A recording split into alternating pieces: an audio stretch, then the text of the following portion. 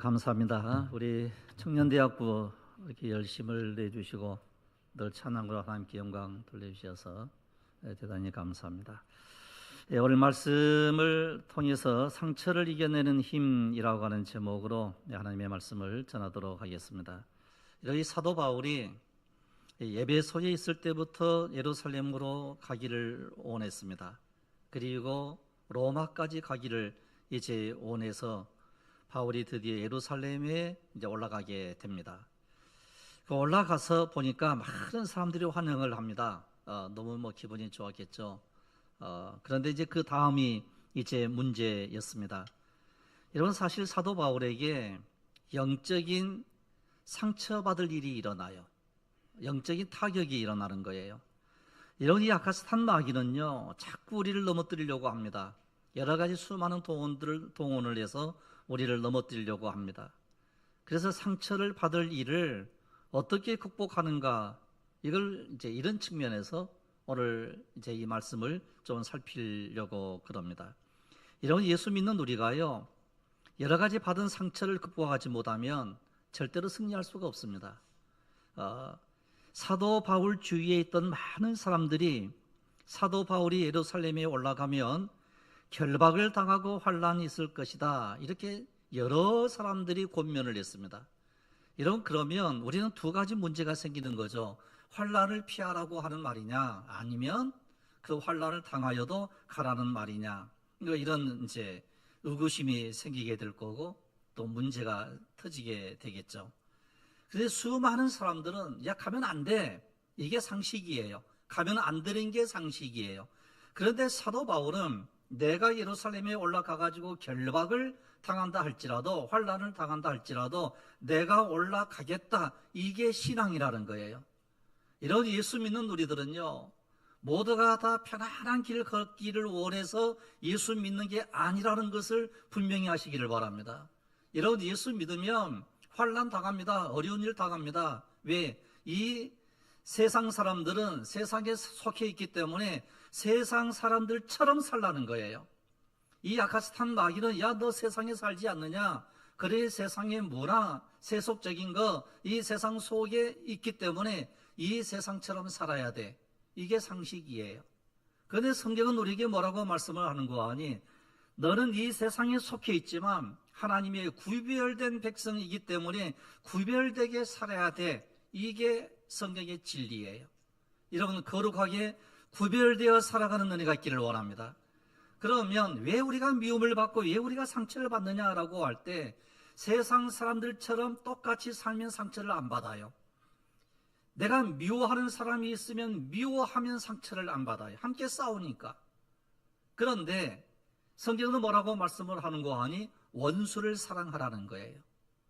그래도 원수를 사랑하다 보니까 자꾸 내 마음속에 손해가 생긴 것 같고 상처를 입는 것 같고, 그리고 상처가 되고 손해를 보고, 그래서 여러 가지 문제가 생기게 되는 거예요. 사도 바울 주위에 있던 수많은 사람들이 사도 바울이 예루살렘에 올라가면 결박당하고 환난이 있을 것이다 라고 얘기를 했을 때에 그는 담대하게 받아들이는 거예요. 환난을 피하지 아니하고 그는 사도행전 20장 23절에서 이런 고백을 이제 하고 있습니다. 내가 달려갈 길과 주 예수께 받은 사명 곧 하나님의 은혜의 복음을 증언하는 일을 마치려 하면은 나의 생명조차 조금 더 귀한 것으로 여기지 아니하노라. 복음을 전하는 이 일에 있어서 내 생명을 조금 더 귀한 것으로 여기지 아니하고, 환난이 있으면 환난을 당할 거고, 결박을 당하면 결박을 당할 거고, 감옥에 갈 일이 생기면 감옥에 가게 될 거다라고 딱 정해버려, 뜻을 정해버린 거예요. 뜻을 정하게 됐을 때 이런 이 아카스탄 마귀는 도무지 건드릴 수 없는 거예요. 이러한 사람을 이 세상이 감당할 수 없는 사람, 이렇게 표현을 하는 거예요. 내가 환난 당하면 환난 당하고 죽으면 죽으리라 하고 나가면 이 사람을 이 세상 사람들은요 절대로 감당하지 못한다는 거예요. 이런 이 세상 사람들이 감당할 수 없는 믿음의 용사들이 되시기를 바랍니다. 그래서 우리는 상처 받을 필요가 없는 거예요. 상처 받아서도 안 되는 거예요. 이런 폴란드의 작가 힌리크 센키에비치의 장편 소설이죠. 사도 베드로가 로마에서 도피하던 중에 그리스도의 환영을 보고 주여 어디로 가시나이까? 전번에 그 영상을 이제 보여줬습니다. 이런 그 폴란드의 센키에비치라고 하는 이 사람이 이 소설을 썼거든요. 이제 말씀을 보고 이제 그 내용을 기록을 하고 이제 그 소설을 썼는데 노벨 문학상을 받았습니다. 이러면 이때가 1905년이에요. 1905년인데요. 이제 1912년, 1951년, 2001년도에 이 제목으로 이제 영화를 이제 만들었습니다. 그러면 이때 이 센키에비치가 이제 이 소설을 쓰고 난 이후에 폴란드에 어떤 일이 벌어졌는고 하니요. 폴란드의 모든 사람들이 희망을 갖기 시작을 했어요. 이러면 희망을 갖게 되면 승리하게 되는 거예요. 절망에 빠지면 죽지만은 모두가 다 참으로 이 한편의 참으로 노벨 문학상을 받는 그것으로 이 한편의 소설과 그 다음에 영화로 폴란드 사람들이 막 생명이 막 그 속에 들어간 거예요. 어려움이 있었고 환란이 있었지만 모두가 다 희망을 가지고 폴란드가 재건이 되기 시작한 거예요. 여러분, 오늘 우리들이 상처를 극복하게 되면 모든 어려움을 이겨내는 능력의 역사가 일어나게 될 줄로 믿습니다. 여러분, 상처를 극복하는 일, 고난을 이겨내는 일은 사실 두 가지인데 자기 중심을 깨야 되고요. 그 다음에 두 번째로는 성령 충만하면 상처를 이겨낼 수 있는 거예요. 여러분, 예루살렘 교회에 이제 사도 바울이 올라갔습니다. 그럼 사도 바울이 이제 예루살렘 교회에 올라가게 되었을 때에 이때는 언제인고 하뇨? 사도 바울이 예루살렘 교회를 방문한 이때는 성령 강림 후 20년이 지난 이후예요. 그러면 성령 강림의 역사가 일어나게 됐을 때 하루에도 4,000명, 5,000명이 회개하고 하나님께로 돌아와서 예수를 믿었다고 그랬습니다. 그러면 이제 20년이 흐른 후에요. 이런 상상을 한번 해보면 엄청나게 교회가 부흥됐을 것 아니에요? 그래도 오늘 본문 말씀에도 수만 명이 유대인을 따르는 자가 있었다 그랬어요. 수만 명이 유대교에 열성 있는 유대인들이 있었다. 그러니까 유대교를 이야기해요. 그대도 보는 바에 유대인 중에 믿는 자 수만 명이 있으니 다 율법의 열성을 가진 자라. 율법의 열성을 가진 자, 이렇게 표현을 해요. 그럼 이 말씀은 무슨 말씀인고 하니요? 복음이 들어가서 새로운 예수의 공동체가 생긴 게 예루살렘 교회예요. 그런데 여전히 예수를 믿기는 믿는데 어디에 얽매여져 있는고 하뇨? 율법에 얽매여져 사는 사람이라는 뜻이에요. 그러다 보니까 예수 그리스도의 복음, 예수 그리스도의 은혜는 어디론가 다 사라져버리고 율법을 하면서 오히려 더 교회가 율법화 돼버린 거예요. 이 모습을 보고 사도 바울이 충격을 받은 거예요. 그런데다가 사도 바울이 예루살렘 교회에 딱 올라오니까 이제 이 예루살렘 교회 여러 지도자들이 이렇게 얘기를 하는 거예요. 이런 사실은 예루살렘 교회 지도자들은 바울에 대한 유대인들의 잘못된 선입견을 되돌리고자 고민을 하는 흔적이 나와요. 그래서 이제 이 유대인들, 즉 예루살렘 교회에 있었던 모든 유대인들이 야, 사도 바울은 율법을 지키지 말라고 그러더라. 이런 이제 선입관이 있었거든요. 할례를 받지 말라고 그랬다고 하더라. 이런 선입관이 있었거든요. 그래서 이 유대인들이 예수 믿는 유대인이에요. 예수 믿는 유대인들이 사도 바울을 그냥 싫어한 거예요. 예수를 믿기는 믿어도 할례도 행해야 되고, 예수를 믿기는 믿어도 율법을 다 행해야 되고, 예수를 믿기는 믿어도 이러이러한 결례를 다 행해야 돼. 이런 이제 오해를 불러일으킬 수 있는 이와 같은 일들이 일어나요. 그게 자칫 잘못하면 예루살렘 교회가 사도 바울로 인하여 교회가 분란이 생기고 어려움을 겪을 수밖에 없는 이와 같은 상황 속에 있을 때의 지도자들이 사도 바울에게 이렇게 얘기하는 거예요. 사도 바울이 당시 돌아왔는데 우리 교인들이 생각하기를 당신은 할례도 그만하라, 이제 할례도 행해서는 안 된다, 뭣도 하지 말라, 뭣도 하지 말라고, 즉 율법을 지키지 말라고 이 우리 모든 성도들이 오해를 하고 있는데 이를 어찌하면 좋으냐? 잘못하면 이 은혜와 이 율법이 충돌이 일어나게 되고 복음과 이 율법이 충돌이 일어나면 이 교회가 깨지게 될 수밖에 없는데 이 일을 어찌하면 좋으냐? 이렇게 이야기를 하는 거예요.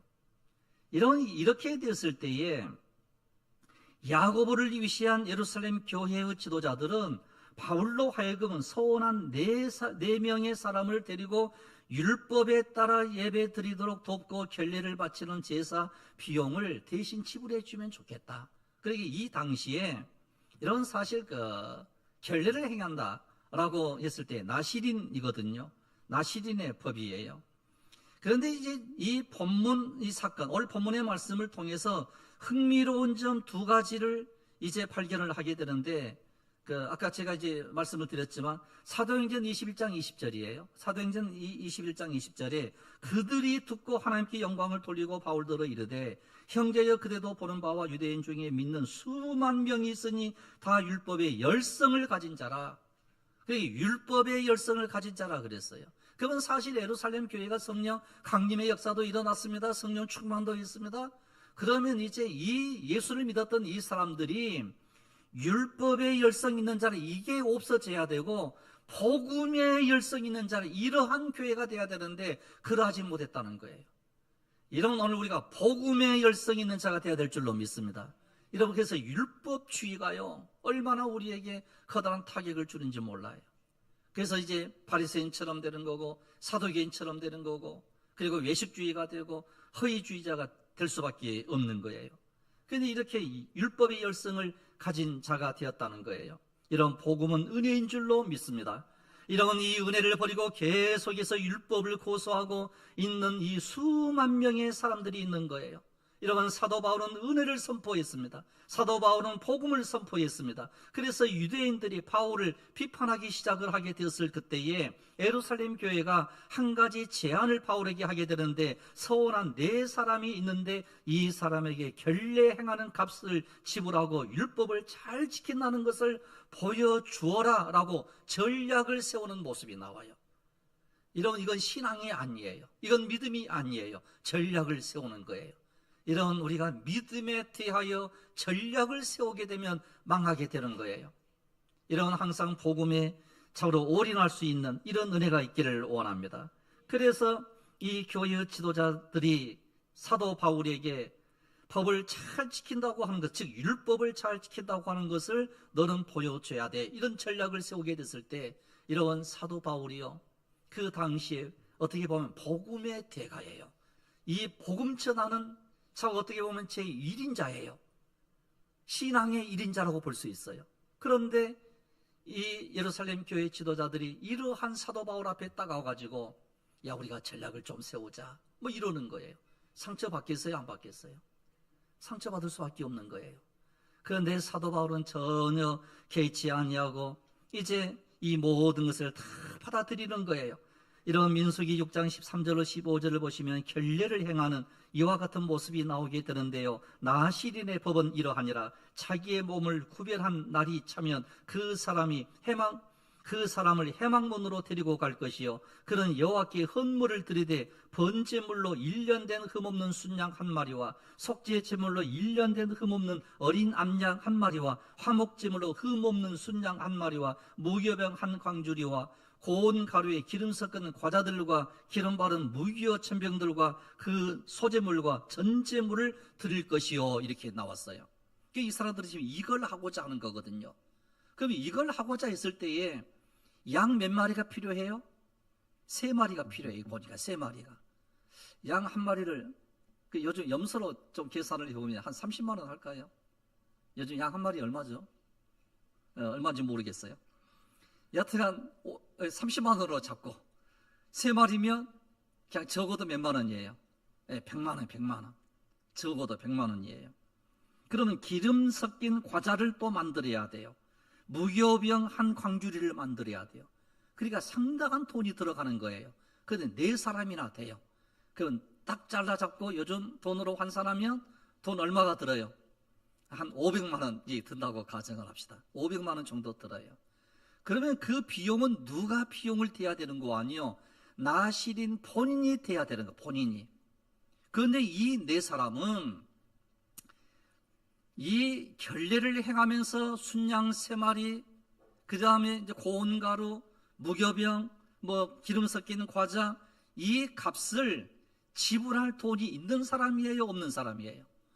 이 값을 지불할 수도 없는 가난한 사람들이에요. 무슨 이야기인고 하니 예루살렘 교회는요, 숫자는 굉장히 많았는데 그 당시에 여러 가지 어려움 가운데에서 가난한 교회였다는 거예요. 가난한 교회. 매우 가난한 교회였어요. 그래서 사도 바울이 예루살렘에 올라갈 때에 그 이방 교회 교인들이 헌금했던 그 헌금을 가지고 올라갔던 거예요. 그러니까 이 예루살렘 교회가 오히려 많은 헌금을 해가지고 이제 이방 교회를 돕고 가난한 교회를 돕고 그래야 될 교회인데, 이 모교인데 오히려 도움을 받는 교회가 돼버린 거예요. 그 바로 그 약해진 거예요.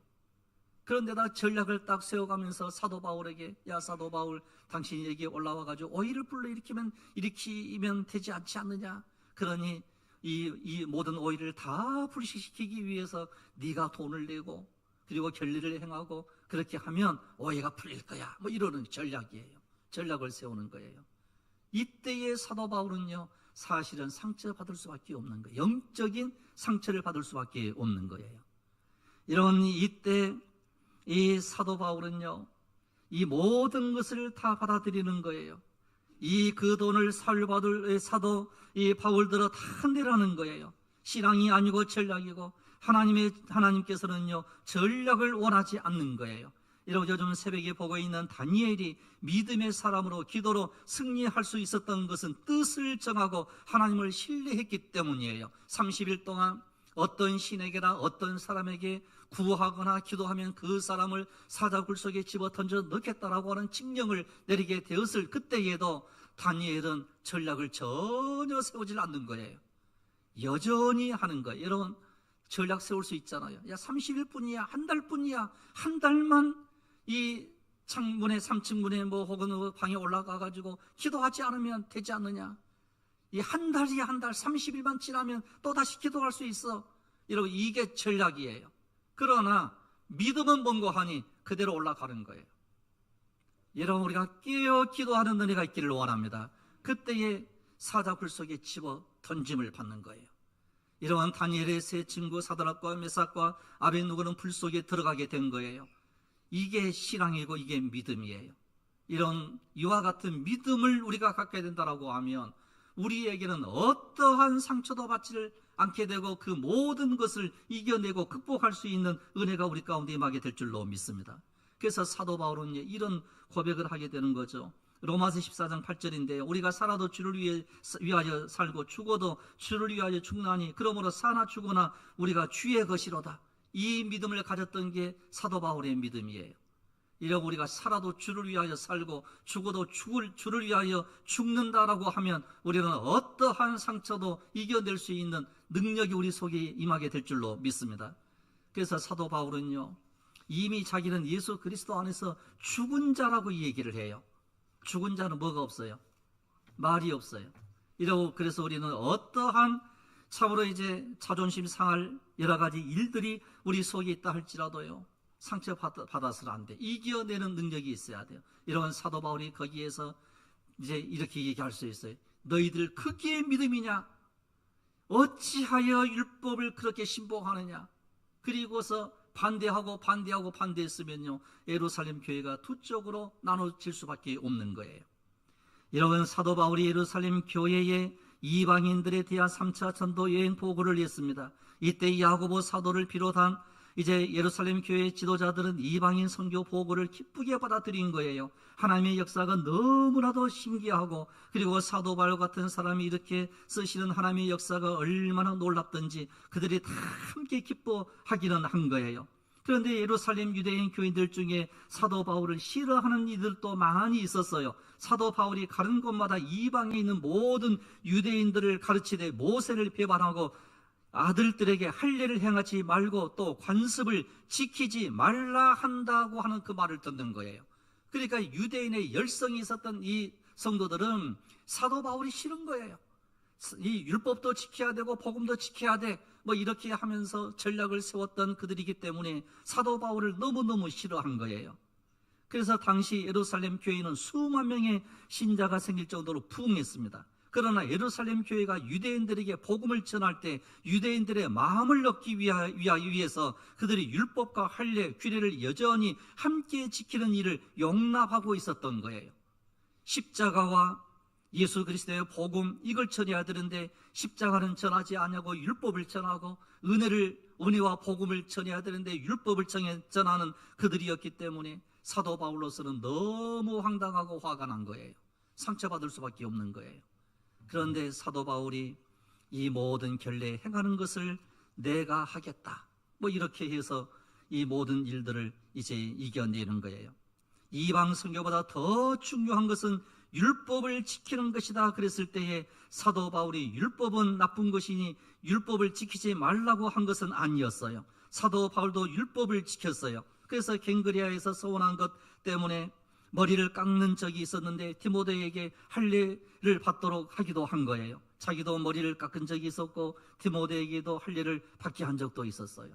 그러니까 그만큼 사도 바울은 율법도 굉장히 중요하게 생각을 했지만, 그러나 이 십자가와 복음 그리고 은혜 이란 모든 내용들을 참으로 모든 사람들에게 증거하면서 예수 그리스도 이외에는 어떠한 이름으로도 구원받을 만한 이름을 우리에게 주신 적이 없다고, 오직 믿음은 들음에서 난다고, 복음을 믿으라고 이렇게 선포했던 게 사도 바울이에요.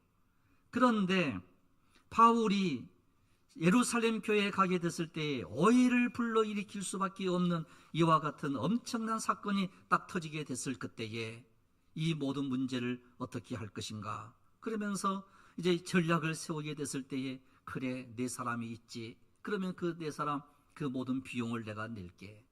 그래 그만큼 이 예루살렘 교회가 수만 명이 있었음에도 불구하고 그 돈을, 그 채무를 사도 바울에게 전가시켜야 되겠어요. 아, 돈은 우리가 할 테니까 허락만 좀 해달라, 뭐 이러면 되지 않겠어요? 안 그러면 이제 다른 방법으로도 할 수 있지 않겠어요? 사도 바울을 막 끌어들이는 거예요. 그러면서 결국 참으로 이제 이 모든 것을 서원을 지키도록 그렇게 한 거예요.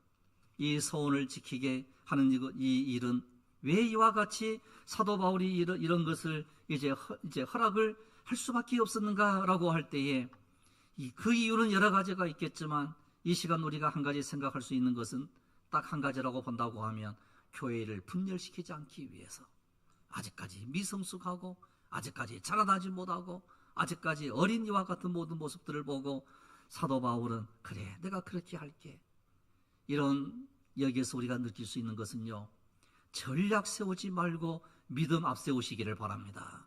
그리하면 하나님께서 열어주시는 거예요. 그래서 여기에서 우리가 구할 것은 지혜를 구하라는 거예요. 이러니 교회가 깨지는 일이 없고 교회가 하나가 되고 그리고 우리의 마음이 하나가 되는 것.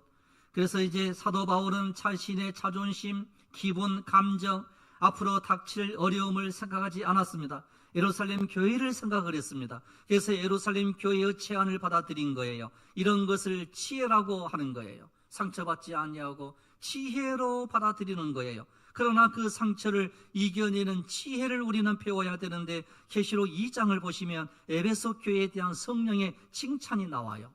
요한계시록 2장 2절에 내가 내 행위와 수고와 내 인내를 알고 또 악한 자들을 용납하지 아니한 것과 자칭 사도라 하되 아닌 자들을 시험하여 그의 거짓된 것을 내가 드러낸 것과 이렇게 나와요. 그래서 칭찬을 하는 이런 모습이에요. 그런데 요한계시록 2장 6절을 보시면 오직 내게 이것이 있으니 내가 니골라당의 행위를 미워하는도다. 나도 이것을 미워하노라 그랬어요. 그러니까 우리 하나님께서는 전략 세우지 아니하고 믿음으로 나가는 것을 원하고 계신 하나님이시라는 거예요. 그래서 여기에서 우리는 배워야 될 것은 지혜도 배워야 되지만 하나님의 뜻이 어디에 있는가를 분명히 배우는 은혜가 있기를 원합니다. 그래서 우리가 기도해야 될 제목이 하나가 있다고 하면 우리에게 성숙한 믿음을 허락해 주십시오. 이런 우리의 믿음이 자라나야 될 줄로 믿습니다. 이런 우리 믿음이 성장해야 될 줄로 믿습니다. 그래서 에베소 교회가 어려운 가운데서도 진리를 수호하였다는 것을 우리 예수님께서 막 칭찬을 한 거예요. 무엇이 진리인지 에베소 교회 성도들은 전부 알고 있었던 거예요. 그러다가 막 책망이 나오죠. 책망이 나오는데 그러나 너희를 막 책망할 것이 있다. 처음 사랑을 버렸다. 처음 행위를 가지라. 촛대를 그 자리에서 옮겨버릴 거다. 무서운 말씀을 하는 거예요. 이런 그래서 이 예루살렘 교회가요, 어떤 의미에서 보면 힘을 잃어버린 교회가 된 거예요. 힘을 잃어버리는 교회. 이런 오늘 우리 교회가 비록 숫자는 적다 할지라도요, 성도 한 사람 한 사람이 강건한 믿음을 갖는다라고 하면 우리 교회가 결코 흔들리지 않을 줄로 믿습니다. 이 마지막 때에 끝까지 믿음을 지키며 나갈 수 있는 은혜가 우리 가운데 임하게 될 줄로 믿습니다. 이런 그래서 에베소 교회의 문제가 무엇이었는가 하니 지식은 있었지만 지혜가 없었던 거예요. 그래서 뭐가 빠져버리는가 하니요, 사랑이 빠져버린 거예요. 그래서 사도 바울은 사랑도 그 속에 집어넣었고 지혜도 그 속에 집어넣었고 그리고 혼란도 그 속에서 모두 다 빼버리는 이것으로 인해서 사도 바울이 그 네 사람 나시린으로 참으로 이제 정결례를 내가 행하겠습니다 라고 했던 그 사람을 내게 돈도 지불하고 결례를 행하도록 하고 그렇게 했던 거예요. 이런 이 결례를 행하게 되면 보통 얼마가 걸리는가 하니 약 30일이 걸리는 거예요. 그래서 그 기간 동안에 양 3마리도 내야 되고 이제 무교 전병도 만들어야 되고 과자도 만들어야 되고 그걸 이제 드리는 이런 제사를 드리게 됐거든요. 근데 사실 이거 할 필요가 없거든요. 그런데 사도 바울은 그걸 허락을 한 거예요. 왜? 교회 때문에. 바로 그 사랑 때문에. 이런 오늘 우리가 믿음이 연약한 자가 있으면 사랑으로 우리가 용납을 하고 그리고 그 용납한 그것으로 인하여 함께 세워나가는 이런 지혜가 우리에게 필요하더라라고 하는 거예요. 그래서 사도 바울이 이때를 이제 경험 삼았던 그것, 즉 사도 바울은 이때의 심경을요, 고린도전서 9장 19절에서 23절까지 이렇게 이제 그 고백을 하는 내용이 나와요. 그 한번 제가 읽어드릴게요. 내가 모든 사람에게서 자유로우나 스스로 모든 사람에게 종이 된 것은 더 많은 사람을 얻고자 합니다. 유대인들에게 내가 유대인과 같이 된 것은 유대인들을 얻고자 함이요 율법 아래에 있는 자들에게는 내가 율법 아래에 있지 아니하나 율법 아래에 있는 자 같이 된 것은 율법 아래에 있는 자들을 얻고자 함이요 율법 없는 자에게는 내가 하나님께는 율법 없는 자가 아니요 도리어 그리스도의 율법 아래에 있는 자이나 율법 없는 자와 같이 된 것은 율법 없는 자들을 얻고자 함이라. 약한 자들에게 내가 약한 자와 같이 된 것은 약한 자들을 얻고자 함이요 내가 여러 사람에게 여러 모습이 된 것은 아무쪼록 몇 사람이라도 구원하고자 함이니 내가 복음을 위하여 모든 것을 행함은 복음에 참여하고자 함이라. 할렐루야. 이런 것에서 이 사도 바울이요 이때를 경험을 했던 그것을 심경으로 이렇게 고백을 했어요. 내가 유대인에게는 유대인과 같이 되었고 율법 아래에 있는 자들에게는 내가 율법 아래에 있는 자와 같이 되었다. 이걸 하지 말아야 되는데 율법 아래에 있는 자와 같이 되었다. 아무쪼록 약한 자와 같이 된 것은 약한 자들을 얻고자 함이었고 구원의 목적이 있었다는 거예요. 이런 오늘요 참으로 한 영혼 한 영혼을 우리가 구원해내는 구원의 사역이 우리 가운데 있다라고 하면 모든 상처를 이겨낼 수 있는 능력이 우리 속에 임하게 될 줄로 믿습니다. 그래서 비판도 사라지게 되고 비난도 사라지게 되고 그래서 우리는 어떠하든지 예수 그리스도의 보혈로 말미암아 믿는 그 믿음으로 구원 얻는다라고 하는 구원의 확신을 가지고 살아가는 그래서 한 영혼 한 영혼 구원하는 것이 목적이라는 거예요.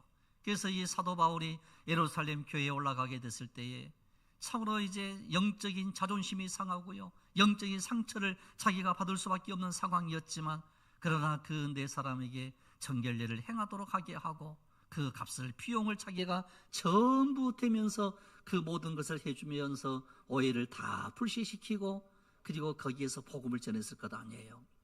사도 바울이 이 내용은 나와 있지 않지만 그래서 이제 사도 바울이 예배를 드릴 때 막 설교했을 것 아니에요.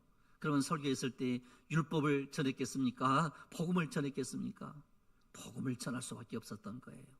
그래서 한 사람 한 사람을 키워나가고 양육하고 제자로 삼고 그렇게 함으로 인해서 사도 바울이 내가 사나 죽으나 주를 위하여 죽고 살아도 주를 위하여 살고 죽어도 주를 위하여 죽는다고 고백을 하면서 환난이 내 앞에 닥쳐온다 할지라도 그 환난의 길 걸어가겠다는 거 이게 믿음이에요.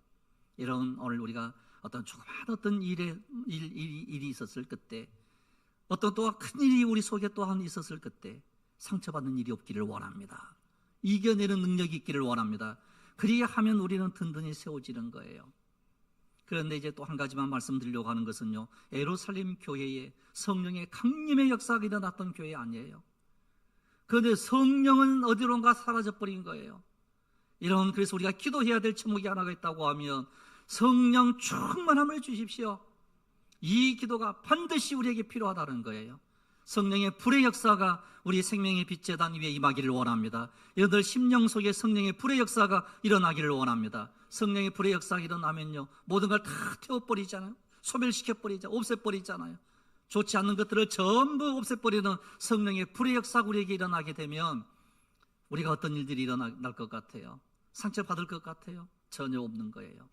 그래서 오직 이 모든 환난을 이겨내는 은혜, 상처를 이겨내는 은혜, 이 모든 힘은 어디에서 나오는가? 바로 오직 믿음에서 나오는 거예요. 이런 오직 믿음으로 주 안에서 하나님께 영광과 찬송을 돌리며 나아갈 수 있는 복된 믿음의 용사들이 되시기를 주님의 이름으로 축원합니다. 기도드리겠습니다. 그러가시며 자비로우신 아버지 하나님, 참으로 이제 사도 바울이 여러 가지 어려움이 있었고 환난이 있었고 고통이 설사 따른다 할지라도 내가 예루살렘 교회로 올라가야 되겠다고 작정하고 환난의 길을 걸어갔던 사도 바울의 모습, 그 속에서 참으로 수많은 상처가 있고 환난이 있고 어려움이 있었지만 이러한 모든 것을 극복해 나감으로 한 영혼 한 영혼 세워나가고 한 사람 한 사람의 생명을 구원하셨던 그 구원의 사역을 잘 감당했던 사도 바울의 믿음이 오늘 저희들에게 귀하고 복된 믿음이 되기를 원합니다. 아버지여, 저희들에게 큰 믿음을 허락하여 주시옵소서. 흔들리지 않는 믿음을 허락하여 주시옵소서. 성령 충만케 하여 주시옵소서. 할렐루야, 감사드리옵고 우리 주 예수 그리스도 이름으로 기도드리옵나이다. 아멘. 이제 우리 다 같이 함께 봉헌 찬송